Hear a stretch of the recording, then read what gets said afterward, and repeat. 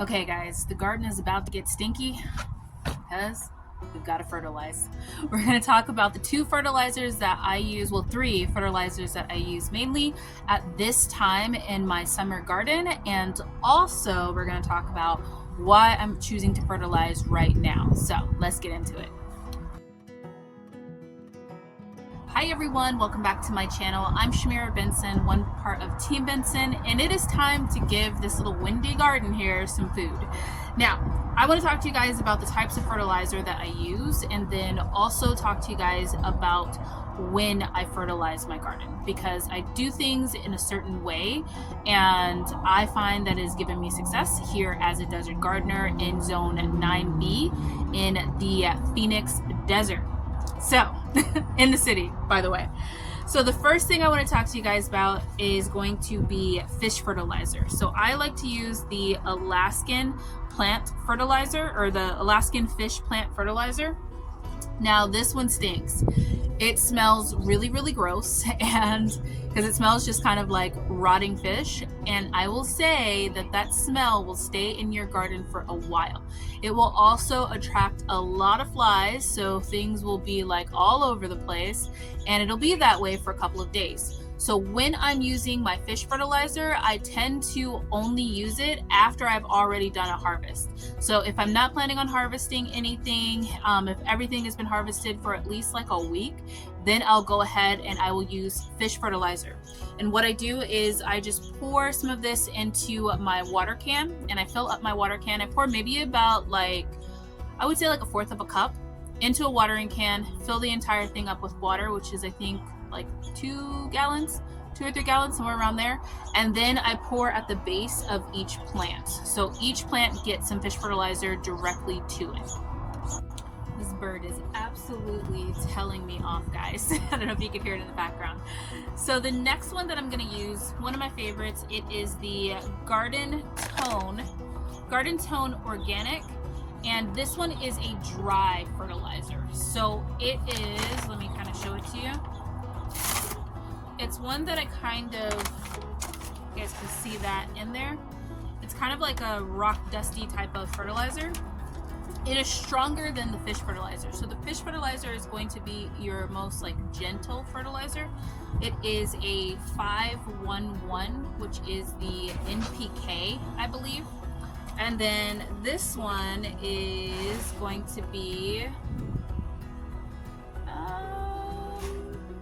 this one is a 344. So your P and your K. Yeah, your NPK. So your N and your K are going to be a little bit stronger, which is okay guys, I had to give that a quick Google. It is your NPK, which is your nitrogen, phosphorus, and potassium. So this one has a higher phosphorus and potassium. So some of my plants that I know have grown a lot of big, thick vegetables in it, like this bed right here, and then it's getting ready to grow another big, thick vegetable. I like to make sure that they have a little bit extra food, because I'm not really adding that much soil, and I'm not really doing a lot of soil amendments to it. So we're giving the soil a break. It's going from one season to the next. So what I'll do is I'll take this, get a scoop of it, and then just sprinkle it around the base of the plants, and then just water it in. Give it a little bit of scratch the surface, you don't have to dig it in there, but just water it in after that, and then that way it is a slow release. And I like to do that first. We had a rain yesterday, so I went ahead and I did that before the rains and let it kind of soak into the ground, and then I wait a couple of days, and then I do my fish fertilizer. Now, for one of my other favorite fertilizers that I use is compost.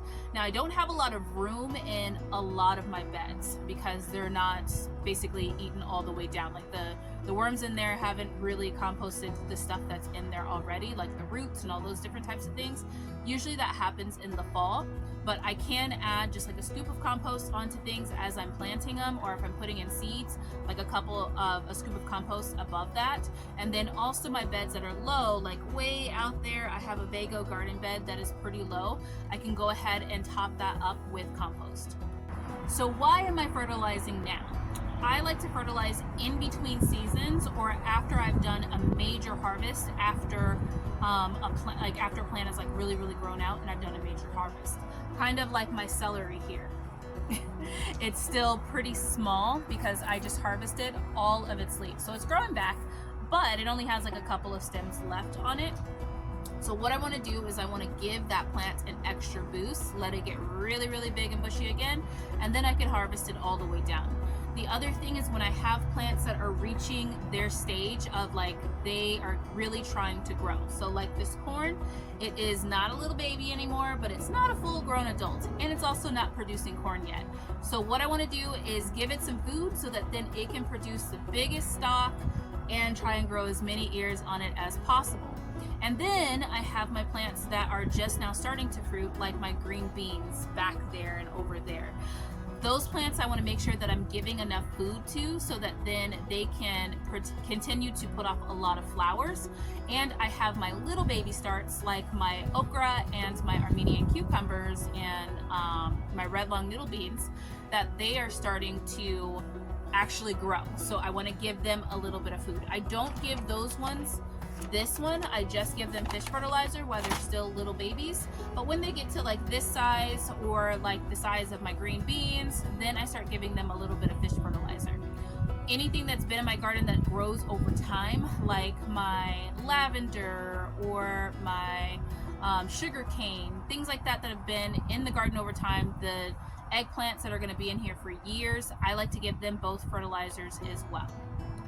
So I hope this video was helpful. We had a bit of a cool down this week since we got some rain, so I'm going to go ahead and fertilize the garden because next week we are hitting 105 degrees. How crazy is that? That's going to be hot. So I hope this video was helpful for you guys. Until next time, grow yourselves a garden because even a small space can provide you with tons of food. Bye guys.